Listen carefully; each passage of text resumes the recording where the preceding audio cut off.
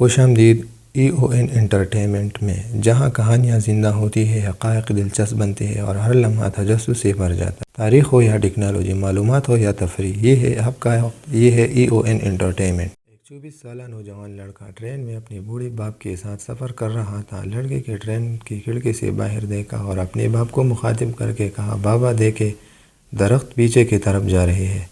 لڑکے کے باپ نے مسکرا کر اپنے بیٹے کی طرف دیکھا، جیسا چھوٹے بچے کے سوالوں پر مسکرایا جاتا ہے۔ سامنے بیٹھے ایک شخص یہ سارا ماجرا دیکھ رہا تھا۔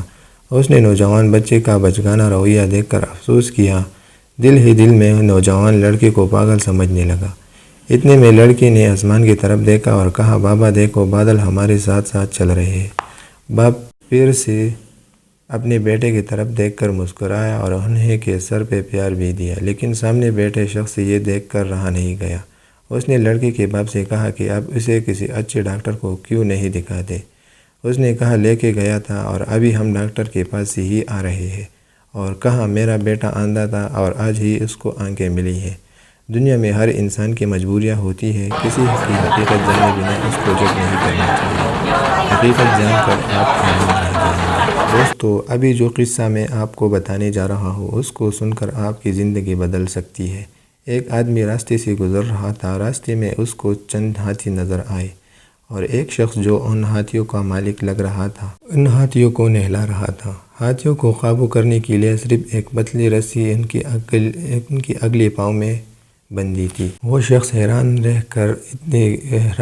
ہاتھیوں کو قابو کرنے کے لیے صرف ایک پتلی رسی ان کے اگلے پاؤں میں بندھی تھی۔ وہ شخص حیران ہوا کہ اتنی پتلی رسی اور اتنا بڑا ہاتھی۔ شخص نے ہاتھیوں کے مالک کو مخاطب کر کے کہا کہ ہاتھی کسی بھی وقت اس پتلی رسی کو توڑ کر اپنے آپ کو آزاد کر سکتا ہے۔ ہاتھی کو کسی مضبوط زنجیر سے کیوں نہیں باندھ لیتے؟ تو مالک نے کہا کہ جب یہ پیدا ہوتا ہے تو اس کو پتلی رسی سے باندھ دیا جاتا ہے، کیونکہ اس وقت ہاتھی بچہ ہوتا ہے اور اس پتلی رسی کو نہیں توڑ سکتا۔ بار بار کوشش کرنے کے باوجود ہاتھی یہ سمجھتا ہے کہ یہ رسی میں نہیں توڑ سکتا۔ پھر آخرکار وہ اس رسی کو توڑنا بند کر دیتا ہے۔ اب یہ ہاتھی بڑا ہو چکا ہے اور چاہے تو رسی کو توڑ بھی سکتا ہے، لیکن اس کی دماغی میں یہ بیٹھا ہوا ہے کہ یہ رسی میں نہیں توڑ سکتا، اس لیے وہ کوشش نہیں کرتا۔ ان ہاتھیوں کی طرح ہم انسان بھی کوئی چیز حاصل کرنے کے لیے کوشش کرتے ہیں، لیکن جب ہمیں کامیابی نہیں ملتی تو ہم انسان کوشش کرنا ہی بند کر دیتے ہیں۔